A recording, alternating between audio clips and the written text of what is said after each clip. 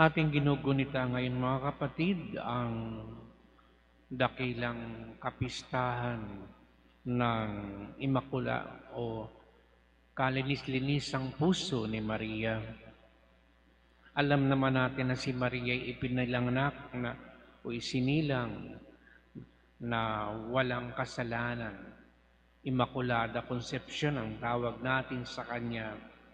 Kaya kumbaga, inborn na sa kanya ang kalinisan, kapuruhan, kabanalan sa kanyang puso. At anong ibig sabihin nun sa totoong buhay?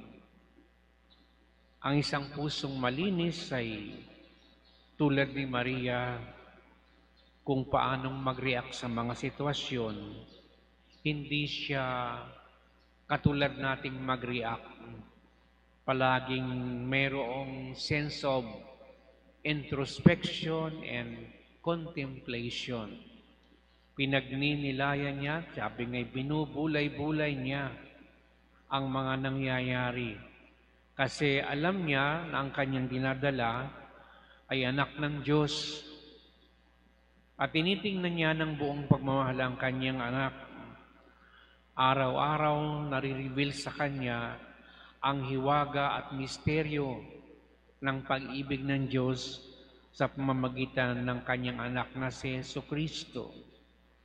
Kaya kung may mga pagkakataon sa kanilang buhay, lalo na yung mga pangyayari kay Jesucristo, tulad nung nawala siya at naiwan sa templo, nung isilang siya, maraming mga yugto sa buhay ni Maria na hindi niya maipaliwanag.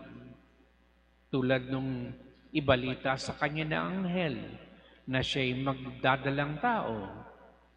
Lahat ng ito ng mga pangyayari na hindi niya maintindihan, nahihiwagaan siya, kahit yung mga kabigatan, maging yung kamatayan ni Jesus sa krus, lahat ito'y ang reaksyon palagi ni Maria ay pinagninilayan niya para bang hinihintay niya kung ano ang ipapakita ng Diyos sa mga pangyayaring ito. Samantalang tayo, pag nahihirapan, ang dali natin mag-react. Kuminsan ang dami na nating nagawa o nasabing mga kasalanan, nakapagmura na tayo, nakapanlait na tayo ng tao, kumbagay ipinagkasala na natin yung kabigatan ng ating mga dinadala. Dahil nga ang puso natin ay hindi malinis at dalisay. Samantalang si Maria, kumbagay inborn, sa kanya pagsilang nandun na yung kalinis-linisang puso na meron siya. At ito'y puspos na ng pag-ibig ng Diyos. Kaya lahat ng kanyang tingnan, lahat ng kanyang marinig, ito ay kanyang pinagninilayan upang tuklasin ang hiwaga na nais ng Diyos na ipakita sa kanya. Kaya hindi siya nag-aalala at titigatig maliban sa siya'y tanging nagmamahal at tumitingin lamang sa mga positibong bagay na pwedeng mangyari sa kanya at sa kanyang anak.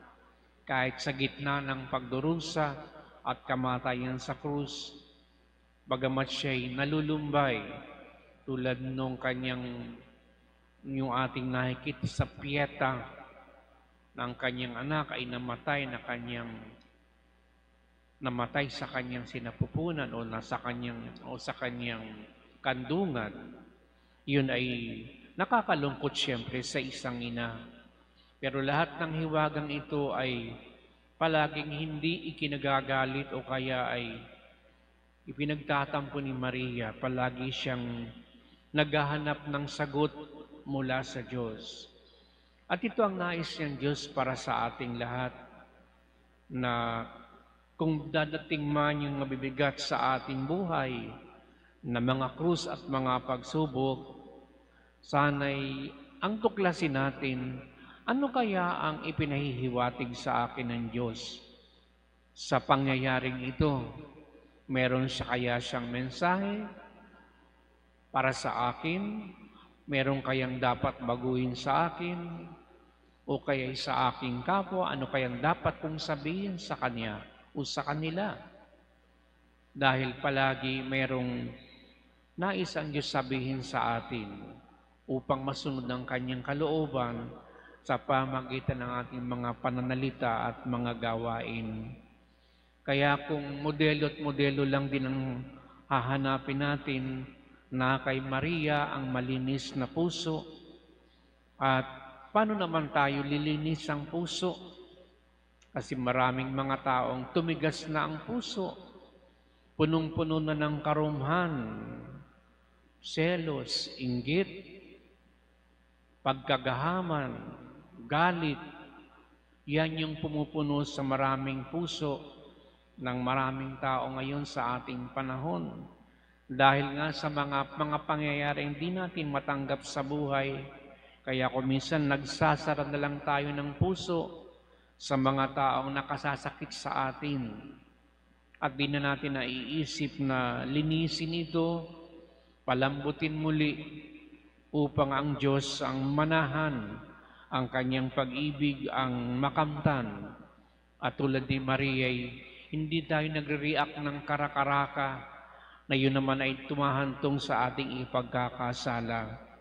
Nais ng Diyos na kung mangyari man ang mabibigat na alalahanin sa buhay, ito ay palagi nating tingnan ng may pananampalataya. Kaya napakahalaga rin ang papel ng ating pananampalataya, sapagkat ang pananampalataya ang unti-unting naglilinis ng ating puso, ng ating kasalanan, nagpapalambot ng katigasan ng ating puso para sa kapwa. Kuminsan ay naa-anesthetize na, manhid na, ayaw nang makialam, ayaw nang mag-react. Ganyan kuminsan ang mga puso ng tao. At nais ni Maria tulungan tayo na tulad niya palaging ipagkatiwala sa Diyos ang lahat ng pangyayari sa ating buhay. Sapagkat after all, siya ang higit na nakakaalam kung ano talaga ang makabubuti sa atin. Na napakahalagang bukas palagi ang puso natin sa pagbabago at sa pagkilos ng Diyos sa ating buhay sa araw-araw.